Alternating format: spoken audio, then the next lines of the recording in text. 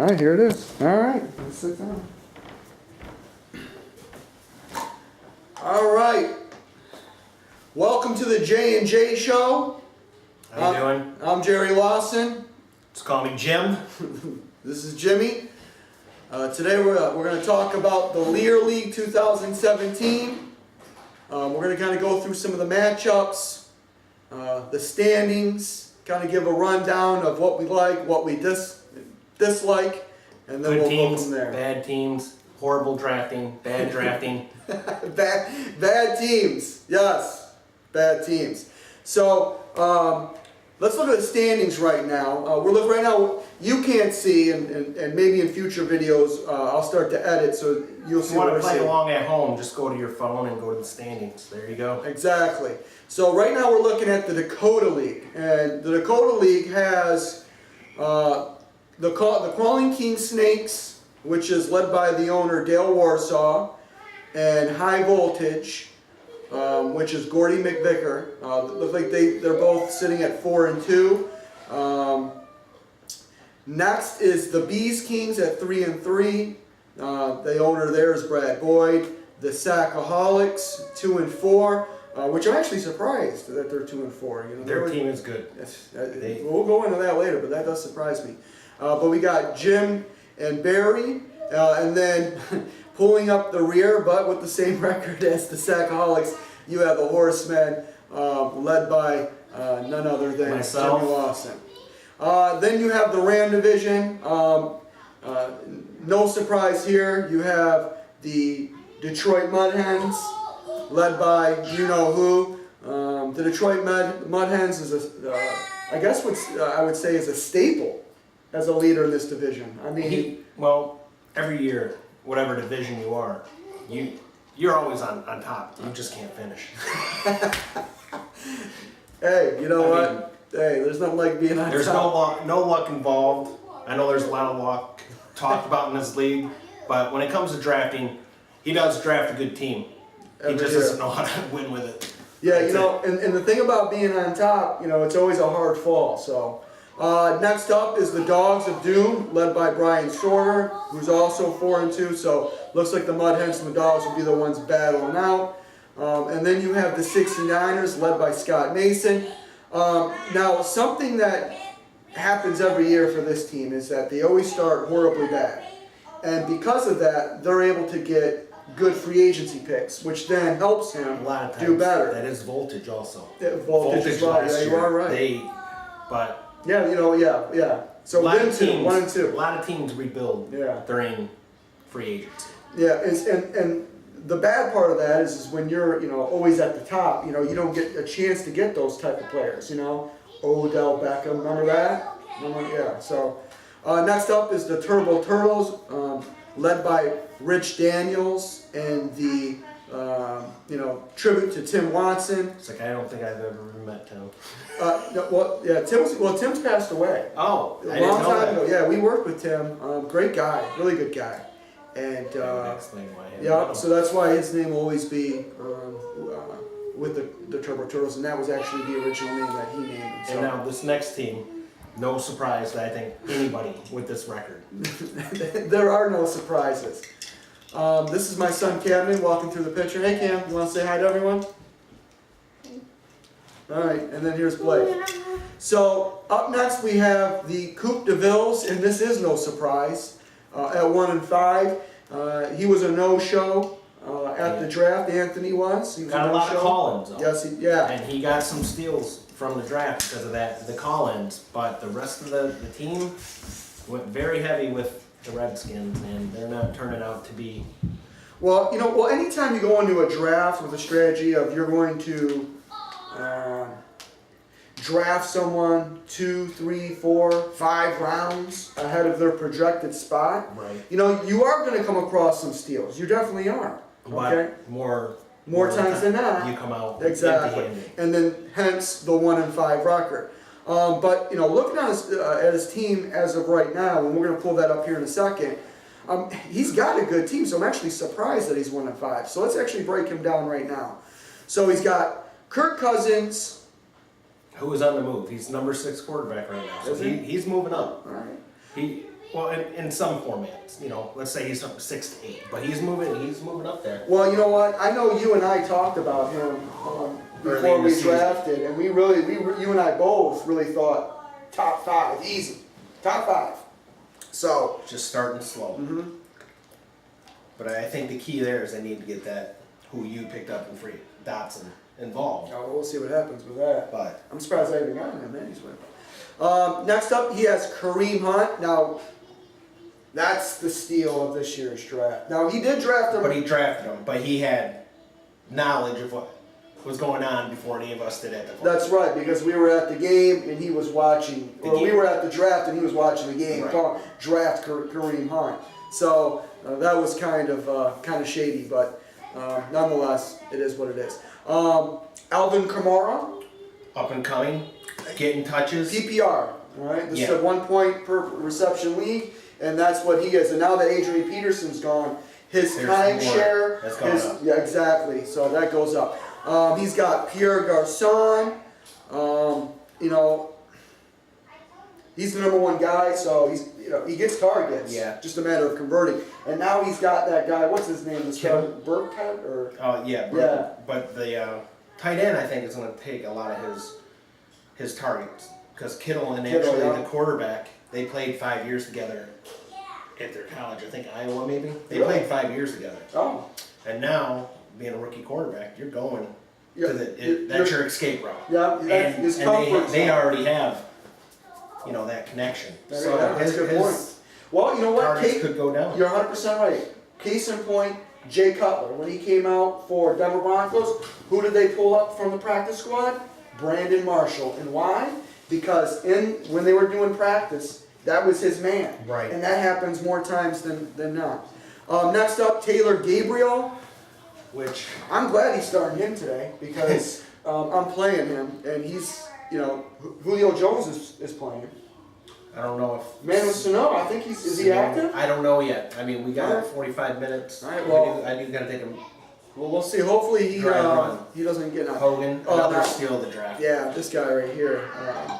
Sorry. He should have a Yeah, let's he check. should have a good game. He should have a good game. Yeah, you're gonna look at the Gabriel and see what's going on here. No, just hold him real quick. Look at these. Oh yeah, I know. Yeah, he had one bad game last week, but other than that, And look the at first game. yeah, the was- first game. And then what? He had 5 games in a row with a touchdown. 4 But games I in a mean, row. that was one of those inside stories again. Yeah, yeah, the inside story. Yeah, because Julian Edelman went down as well. Yes. So So this is Gabriel. Well, with Sanu out, he had 18, but nothing in week 4.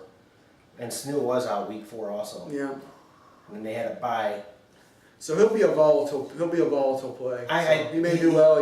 He's I a think big he'll play get- guy. he'll get- Big he'll play guy. get- I'd say 10 to 12 points just because they're going against New England. Well, it was the same thing last year. It was just it's a volatile play And because he relies on the big play. And everybody scores on New England.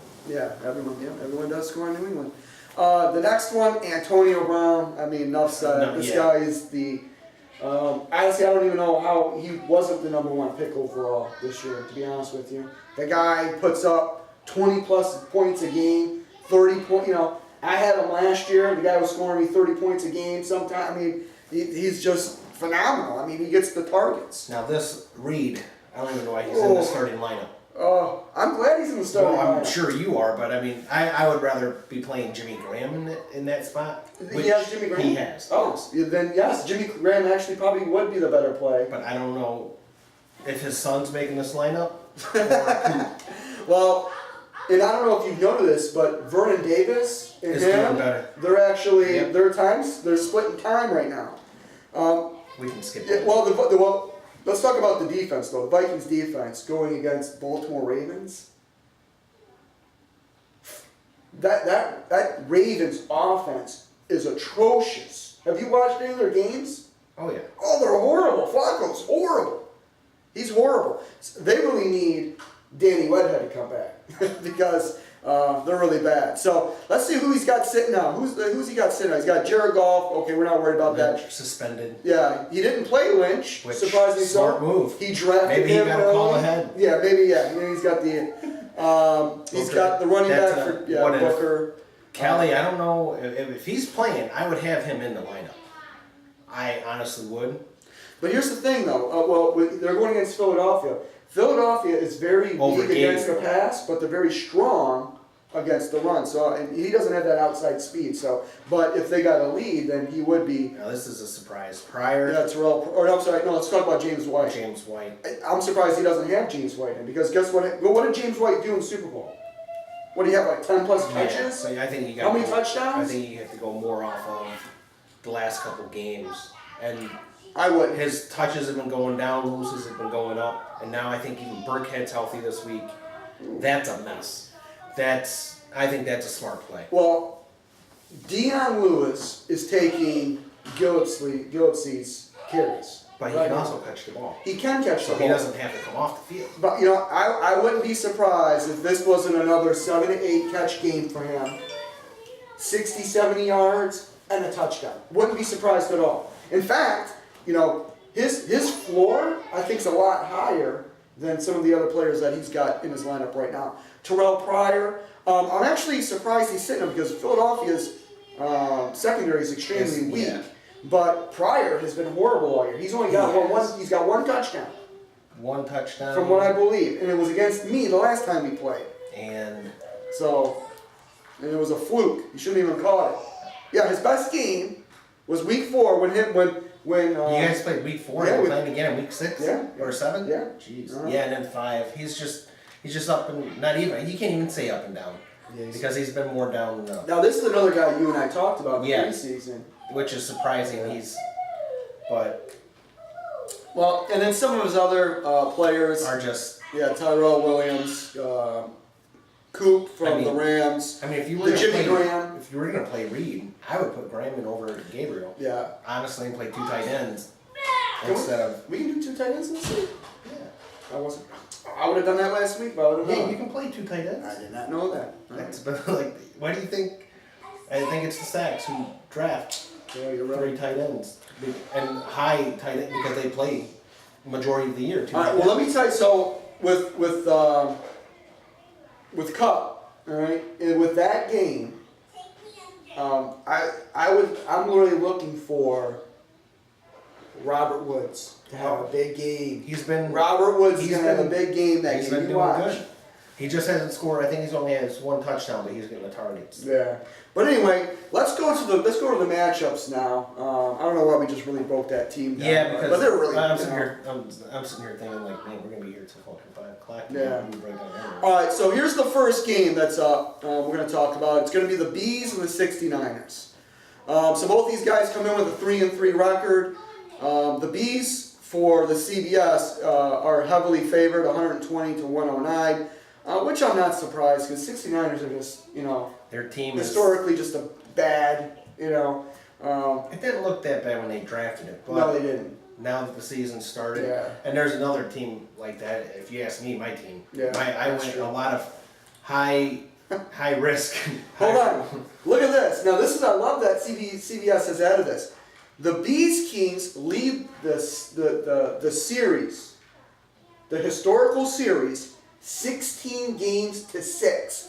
The Bees, right, have beaten the 69ers out of the 22 times they've met, 16 times. That is insane. But you know what? I wouldn't be surprised. I bet you if we looked at historical records, I think most teams have beat the 69ers astronomically high as far as percentage-wise. So, but anyway, yeah, that's crazy. So isn't that a great little thing they got there? Just added that. Yeah, you can go back and look. So let's scroll down a little bit real quick, Jim, so we can start to see where they line up. All right, so we got Alex Smith versus Carson Palmer. Now, when the Bees made this trade, I was like, oh my gosh, really, Alex Smith?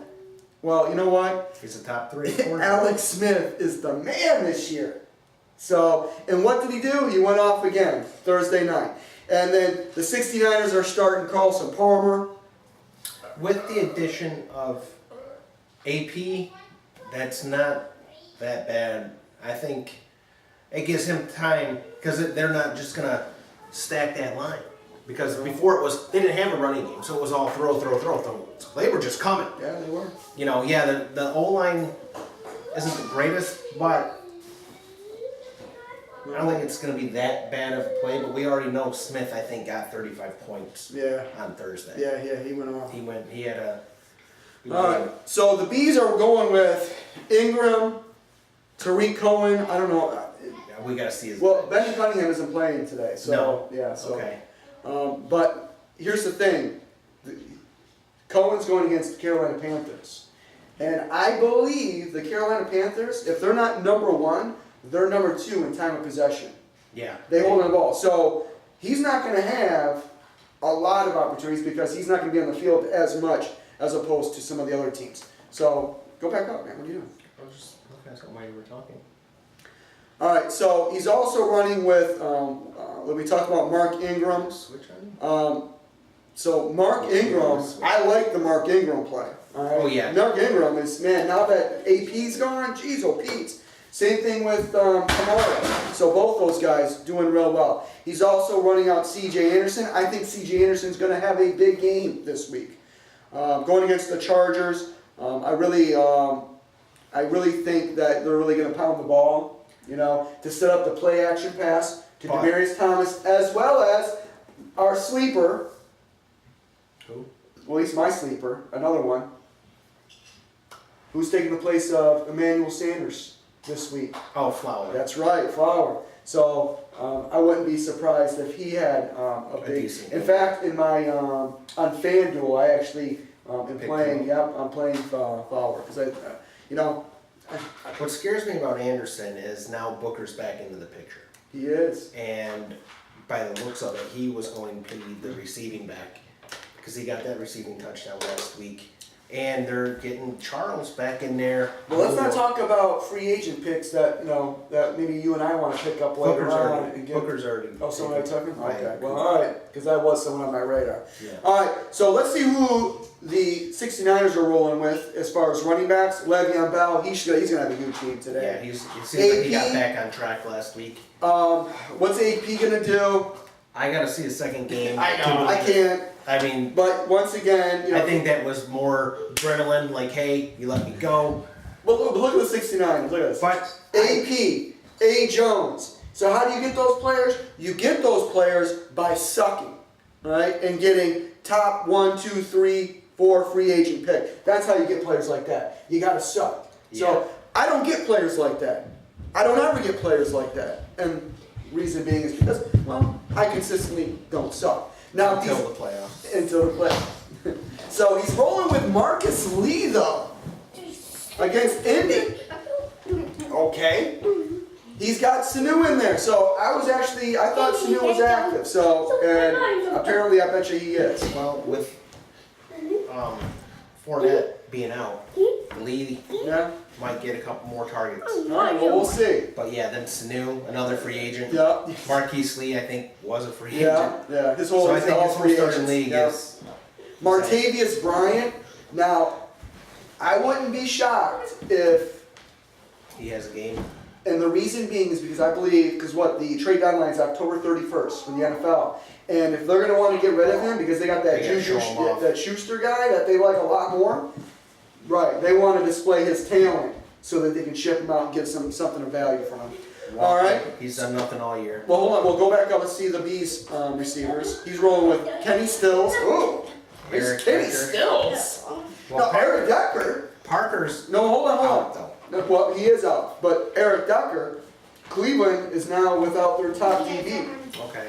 So McCourty's not playing. So Eric Decker, Rashard Matthews, they go bumped up because that was already a favorable matchup for Mariota and those receivers. Now it even makes it more so. So Des Bryant, He's been hit or I got him in my cash league, and I got him paired up with actually Eric Decker. Yeah. Because I do believe both those guys are going to go. In fact, there's a lot of, the Bees might be the highest scoring team in the league this week. You think? They might be up there. They might. They do got good matches. Yes, they do. Gronkowski. Hey, Cam. Hey, you mind moving over there? We're shooting a video. Thank you, buddy. All right. So, Gronkowski, #1 tight end in NFL. If he can be healthy, the guy's he's in a league all on his own. He's top 3 right now. But, the guy, as far as consistency, and then the 69ers are running with Delaney Walker, which, there's no... Gronkowski gets, but, it could be one of those games because the Tennessee does have a favorable matchup. Maybe Delaney Walker gets involved as well. Johnson on his bench. So I don't know, as far as the benches, sitting T.Y. Hilton. Yeah, wow. Well, he's going against the Jaguars. I know. Jaguars got the number one, second. I would sit him as well. So I do agree with that. Curse, he may have a good game. And against Miami. Yeah. Well, Miami's actually pretty good defensively, but for him to get right into that team and literally from the gun, him and McCown already have a rhythm. Right. I mean, he's actually doing pretty well. Jason Witten, he may have a very good game this week. All right. He obviously he's not the Jason Witten of old, but the Jason Witten of old may come out this week going against the San Francisco. Prescott's doing very well. Des Bryant, I see him having a good game. I see Prescott having a good game. Elliott, but as well as Jason Witten. All right. Next up, we have high voltage in the sacks. So the sacks are heavily favored by CBS, 130 to 107. The wheels on the bus for voltage are coming off, and they're coming off fast. Huge. So this team started out fast. Dumpster fire. It is a dumpster fire. Dumpster fire. Great drafting. Yes, he was very good. I'm surprised. You are getting some, as Scott would say, bad luck because of injuries. I love the air quotes. But dumpster fire. So it looks like the sacks lead the series, the all-time series 6-4. Okay. All right, let's go do the matchups here real quick. All right, so this is a battle. Yeah. So Drew Brees, Prescott. Who do you think's got the advantage? Prescott. I agree. I wouldn't be surprised if either one score 25, 30-something points. Yeah. So either way, they're both great plays. It's just going to be a toss-up as far as who gets the most. As far as running backs, let's compare the running backs. Ooh. Gurley and Howard. All right, well, hold on. So first two guys for the voltage is he's running out with Gurley and Freeman. And he's opposing Howard and Forte. That's not even close. That's not even close. That's going to be ugly. That in itself, as well as Marlon Mack. So he's also running with Marlon Mack. So I expect those running backs to do extremely well. It's not even going to be close. With the pairing of Prescott, wow, look out. Exactly. Now let's see if the sacks get an advantage with their receivers. Let's see which right off the bat they do. You got Randall Cobb going against Demaryius Thomas. I actually expect Thomas to get a touchdown this week. Yes. He does not. Unbelievable. He does not have a touchdown this year. A lot of guys like that. There is. He's getting a touchdown this week. And in fact, I'm going to call it right now. He's getting 2. Whoa. He's getting 2. You heard it here first, folks. 2 touchdowns. They on the camera. All right. So, he's opposing Randall Cobb. Now I have a big Voltage. Those wide receivers. Oh my gosh. He's Cobb, horrible. Treadwell, and Ricardo Lewis. Oh my gosh. That is horrible. That is ugly. And then he's rolling with Thomas, Tyreek Hill, Adam Thielen, who's going off with Diggs out, and Jordy Nelson. Well, and I don't know what's going to happen with that. We're going to find out what that big play. All right. So here you go. Then the tight end, Ertz. Number 1 tight end right now. He's going against Safir and Jenkins. So clearly, sacks are heavily favored for the receiver part. If sacks don't win this, wow. Well, I'm not sure. Oh man, this is gonna be a toss-up because. Well, but I am gonna go with the sacks as well. Yeah. Because of the heavy receiver. Yeah, I could see 0 points from all 3 of those receivers that Voltage had in there. Yes, I can. Hey, Cam. Yeah. Well, leave that alone, pal. All right. So what else we got? Let's go to the next matchup. Here we go. Oh, here we go. Coupe de Villes versus the Detroit Mudhens. So now the Coupe de Bills are favored Wow. by 10. Series tied, dead even with one tie. Look Isn't at that this. amazing? Wow. So they're favored 132 to 124. All right. The all-time series between the Mud Hens and the DeVilles is, yes, tied 11 to 11 with one tie. That's pretty incredible. So, Let's see what they have going. so Brady Cousins. yep, Brady Cousins. That's a gimme to Brady. That's just going to be, I that believe so. game is just going to be. Actually, that's going to take me back to the other game. Yeah, Freeman, yeah. he might not get. It might be a Coleman game.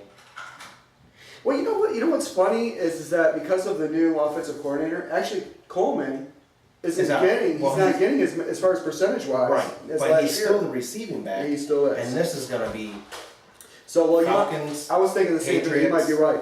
So yeah, I think Brady's So, got the advantage with yeah. that. Now he had Kareem Hunt go. He only got him 15 points. 15. You know what? That hurts That's- because I honestly was expecting like 25, 30. Hunt So I was scored like, yes. in 4 weeks. Well, and his counterpart is going to be McCaffrey. So McCaffrey doesn't have huge games, but he's consistent. Right. He, Now, it would anywhere have helped from him out 12 to if Benjamin was out. yeah. But So, but he's still. he, I mean, he I think they got it dead on 14. he is number 9 overall in receptions, and I'm including receivers. Honestly, McCaffrey. I think you guys cancel out. I think Hyde's gonna get what Hunt got, 15. I think Komora and McCaffrey just cancel each other out. Well, we'll see. So he's got Kamara, and then he's only rolling with 2 running backs this week. And the Mud Hens have a third, and it's Doug Martin. And there's a reason why I drafted Doug Martin. All right, and the reason being, and I drafted him obviously early because I wanted to make sure I got him because with that offense and those weapons. I know that opens up more running lanes game. because you have to respect with Deshaun Jackson keeping that safety honest. And watching him in the preseason, I was like, he's gonna be a beast.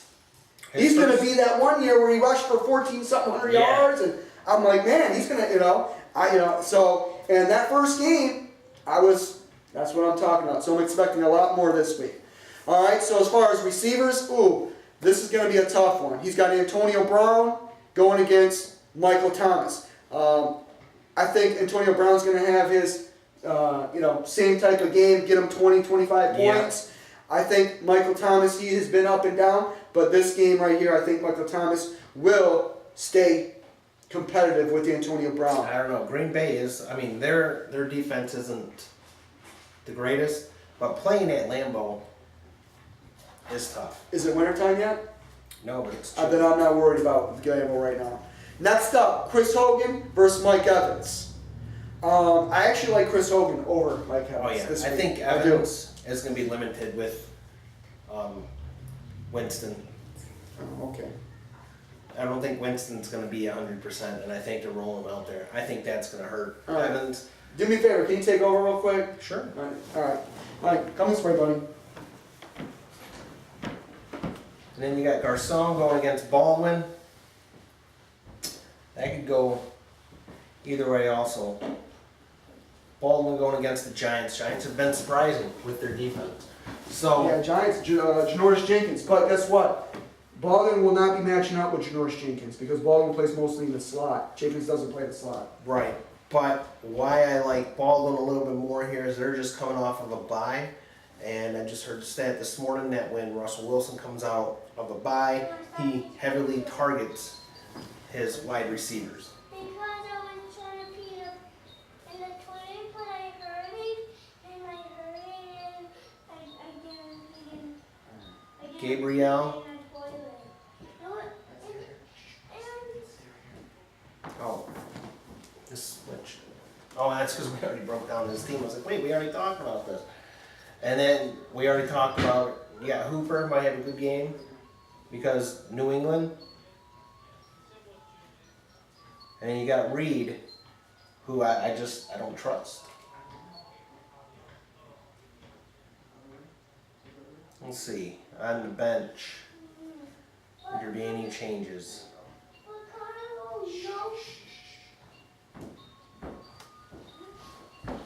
I don't think so. I still would throw Kelly in there if he was playing. That's my only thing. Yeah.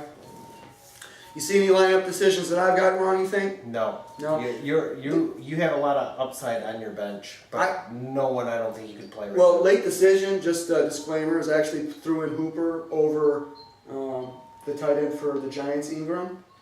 And because I'm expecting that game to be a shootout.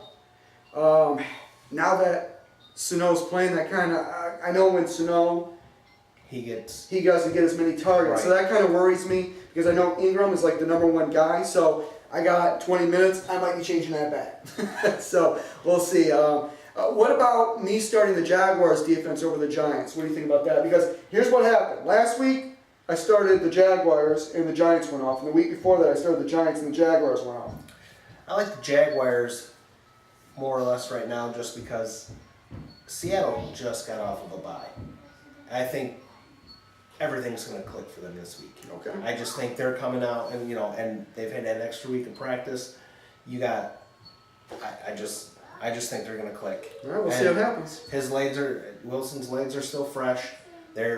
He's not battling any injuries like last year, and every week he just seems to get better. Yeah, he is. A little bit. That's kind of what he is. All right, let's look at the next. What's the next matchup? Oh, the Horsemen versus the Crawling King Snakes. So let's see, what do we got? What's our matchup rating here? So CBS has the King Snakes scoring 131 and the Horsemen scoring 119. The King Snakes lead the historical series 13 games to 11, so very close. As far as the head-to-head quarterback, you got Wentz versus Ryan. Me personally, I like the Ryan matchup slightly better than Wentz. It's going to be a shootout. But nonetheless, yeah. So, but I wouldn't be surprised if Wentz does, throw 3 TDs himself. So has a good game. I think McCoy is probably going to be a top 3 running back this week. Coming off of a bye. Yeah, Hopefully they got some things. Tampa Bay is just defensively horrible. All right.